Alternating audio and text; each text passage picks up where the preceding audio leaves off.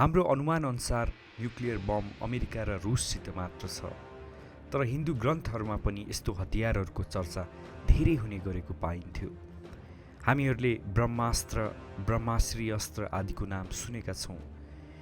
यिनीहरूसँग इन्द्रको वज्र पनि सुनेका थियौँ।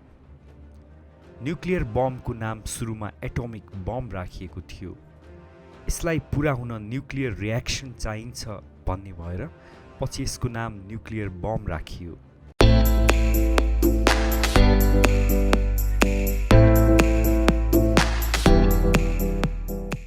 न्युक्लियर भन्ने बित्तिकै हाम्रो दिमागमा न्युक्लियर बम भन्ने चित्र आउँछ होला अनि हिरोसिमा र नागासाकीमा पड्किएको बम हो भन्ने सोचिन्छ होला। तर यदि हामीले यसको आविष्कार बम विस्फोट गर्न भनेर गरिएको थिएन भन्यो भने के तपाईँ पत्याउनुहुन्छ? आउनुहोस् आज हामी यसको बारेमा विस्तृत रूपमा बुझौँ। हाम्रो अनुमान अनुसार न्युक्लियर बम अमेरिका र रुससित मात्र छ। तर हिन्दू ग्रन्थहरूमा पनि यस्तो हतियारहरूको चर्चा धेरै हुने गरेको पाइन्थ्यो। हामीहरूले ब्रह्मास्त्र, ब्रह्माश्री अस्त्र आदिको नाम सुनेका छौँ। यिनीहरूसँग इन्द्रको वज्र पनि सुनेका थियौँ। न्युक्लियर बमको नाम सुरुमा एटोमिक बम राखिएको थियो। यसलाई पुरा हुन न्युक्लियर रियाक्सन चाहिन्छ भन्ने भएर पछि यसको नाम न्युक्लियर बम राखियो। यसलाई नेपालीमा भने आणविक हतियार वा परमाणु विस्फोट भनेर भनिन्छ। यसलाई सुरुदेखि नै अरू पनि धेरै नाम दिएको छ, जस्तै एटम बम, न्युक, ए बम, न्युक्लियर वारहेड आदि इत्यादि। तर यसको बारेमा जान्न पहिला चाहिँ न्युक्लियर विज्ञानको इतिहास जानु। न्युक्लियर विज्ञान भने हेनरी बेक्युरेल नामक वैज्ञानिकले सन् 1896 मा आविष्कार गरेका थिए। तर जब यिनीहरूले युरेनियम सल्टको टुक्राहरू फोटोजेनिक कागजमा छोडे र दैनिकको विकिरणको प्रभावले उनले युरेनियममा रेडियो एक्टिभिटीको खोज गरे। यो खोज चाहिँ उनले गल्तीले गरेका हुन्। उनको लक्ष्य यस्तो खोज गर्ने थिएन। उनको लक्ष्य भने युरेनियम सल्टको फस्फोरेसेन्स अनुसन्धान गर्नु थियो। हो साथीहरू, हामीले जुन न्युक्लियर विज्ञानलाई यति धेरै सम्मान दिन्छौँ र जसले अहिले हाम्रो जीवनलाई यस स्थितिमा पुर्याउन ठुलो योगदान दिएको छ, त्यसको खोज खासमा गल्तीले भएको थियो। विज्ञानको यो क्षेत्रमा 1896 देखि नै खोज भए पनि अहिलेसम्म यसलाई भौतिक विज्ञानको नयाँ भाग भनिन्छ, किनकि अहिलेसम्म हामीलाई परमाणु विज्ञानको बारेमा जति थाहा छ त्योभन्दा धेरै थाहा छैन। अब न्युक्लियर हतियारको पहिलो परीक्षणको कुरा गरौँ। यो भने जुलाई 16 सन् 1945 मा अमेरिकाको न्यू मेक्सिको भन्ने ठाउँमा भएको थियो। यो बम म्यानहाटन प्रोजेक्टबाट आएको थियो। अमेरिकाले युनाइटेड किङडम र क्यानाडासित मिलेर यो प्रोजेक्टको स्थापना गरेको थियो र सन् 1939 मा एलायन्स र एक्सिस दुवैतर्फका सेनाले एउटा अल्टिमेट वेपनको खोजी गर्दै थिए।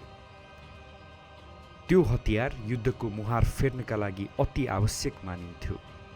उता जर्मनीले छिटो त्यो हतियार बनाउला भन्ने डरले अमेरिका आत्तिएको थियो।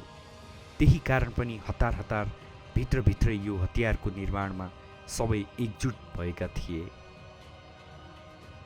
यो न्युक्लियर बम प्लुटोनियम आधारित इम्पल्सन टाइपको 19 किलोटन जतिको शक्ति भएको बम थियो, जसले 300 मिटरको एउटा ठुलो खाडल नै बनाइदिएको थियो। यो विस्फोटसँगै हाम्रो पुरा विश्व नै औद्योगिक युगबाट एटोमिक युगमा प्रवेश गरेको मानिन्छ। यो हतियारको पहिलो प्रयोग गर्ने ठाउँमा धेरै वैज्ञानिकहरूलाई बोलाइएको थियो र त्यो बेलाको परिवेशमा हेर्दा यो प्रयोग विफल भएको थियो भने सायद दोस्रो विश्वयुद्धको रूप अर्कै हुन्थ्यो होला। टेस्ट साइटमा भएका धेरै वैज्ञानिकहरू यसको प्रयोग गर्न डराइरहेका थिए। कुरा टिप्पणीमा कसैले यस्तो नि भने कि यसले काम नै गर्दैन र यसमा समय र पैसा फाल्नु बेकार हुनेछ। कसैले भने यो सफल भयो भने विश्वमा यस्तो शक्ति कोहीसँग पनि हुनु हुँदैन भनेर यसको विरोध गरे। सबैले भने यसको नैतिक प्रभावको बारेमा सोचेर डराइरहेका थिए। यत्रो विरोध बीचमा पनि यसको प्रयोग रोकिएन। प्रयोग भयो पनि र प्रयोग सफल नै भयो। प्रयोग सफल भएपछि जे रोबर्ट ओपनहाइमर, जसलाई फादर अफ एटम बम भनेर चिनिन्छ, उनले भने यदि 1000 सूर्यको चमक आकाशमा एउटैचोटि फुट्यो भने त्यो शक्तिशालीको महिमा जस्तै हुनेछ। यो परीक्षणसँगै अमेरिकाले दोस्रो विश्वयुद्ध समाप्त गर्ने लक्ष्य लिएर जापानको हिरोसिमामा 6 अगस्त सन् 1945मा uranium gun type fission bomb, जसलाई लिटल बोय भनेर चिनिन्थ्यो, त्यो खसाल्यो। त्यसको 3 दिनपछि 9 अगस्त 1945मा plutonium implosion type fission bomb Fat Man नागासाकीमा खसाल्यो।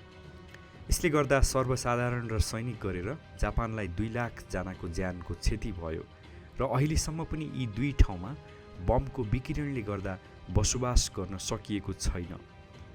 अहिलेसम्म परीक्षण बाहेक यस्तो शक्तिको उपयोग पनि त्यही 2 चोटि मात्रै गरिएको थियो। मानव क्षति हेरेर त्यो दिनदेखि अहिलेसम्म यो विस्फोटनलाई मानव सभ्यताको सबैभन्दा ठुलो गल्ती वा मानव सभ्यताको सबैभन्दा लज्जास्पद घडी भनेर चिनिन्छ। अहिलेसम्म केही देशहरूले यो शक्तिको हतियार बनाएका त छन्, तर उत्तर कोरिया लगायत अन्य सबै देशमा नो फर्स्ट स्ट्राइक पोलिसी मानिँदै आएको छ।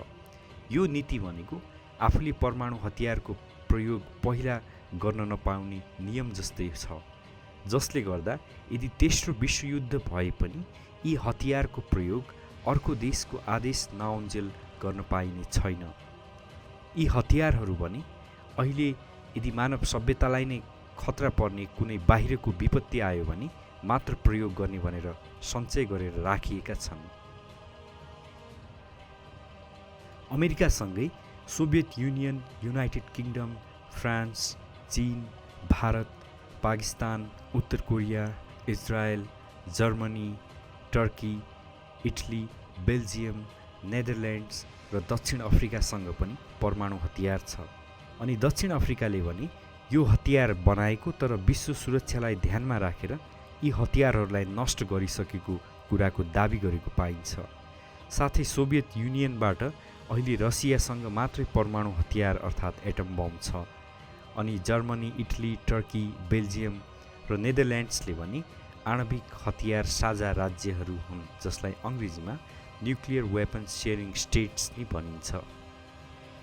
यी सबैमध्ये अमेरिकासँग सबैभन्दा धेरै परमाणु हतियार छन् र यदि विश्वको सबै परमाणु हतियारलाई एकतिर र अमेरिकाको परमाणु हतियारलाई अर्कोतिर पार्ने हो भने अमेरिकासँग अन्य राष्ट्रभन्दा धेरै गुणा हतियार हुन पुग्छ। अल्बर्ट आइन्स्टाइनले भनेका थिए कि तेस्रो विश्वयुद्धको बारेमा उनलाई थाहा छैन, तर चौथो विश्वयुद्ध भएको खण्डमा ढुङ्गे युगका हतियारहरूसँग लडिनेछ। यो उनको भविष्यवाणी रहेको पाइन्छ। तर यही यो कुराको चिन्ता लिनु पर्दैन, किनभने कुनै पनि देशले यो हतियारको प्रयोग गर्दैनन्। सबै देशलाई यो डर छ कि यदि हामीले परमाणु हतियार प्रयोग गर्यौँ भने अरूबाट पनि यत्तिकै विनाश हुने हतियारबाट हमला हुनेछ र युद्ध लड्नु कुनै आधार नै हुने छैन।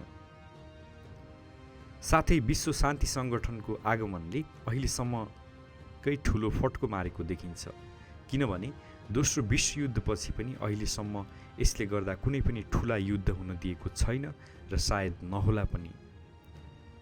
अब कुरा गरौँ यो परमाणु हतियार चल्छ चाहिँ कसरी। यो एकदम नै अस्पष्ट शीर्षक हो। यो जान्नका लागि परमाणु हतियारमा इन्धन चाहिँ कुन उपयोग गरिएको छ भन्ने कुरा जान्नुपर्छ। यसको साथै यो न्युक्लियर रियाक्सन फ्युजनवाला हो कि फिसनवाला हो भन्ने कुरा पनि जान्नुपर्छ। तर फ्युजन हो कि फिसन हो भन्नेमा धेरै समय खेर नफालौँ। हामी मनुष्यले अहिलेसम्म चलाएको न्युक्लियर हतियारहरू सबै फिसन रियाक्सनहरू हुन्। अहिलेसम्म कुनै पनि देशले फ्युजन रियाक्सनमा काम नै सुरु गरेका छैनन्, किनकि पृथ्वीमा यो बनाउन असम्भव मानिन्छ। त्यसो भए फिसन रियाक्सनको कुरा गरौँ।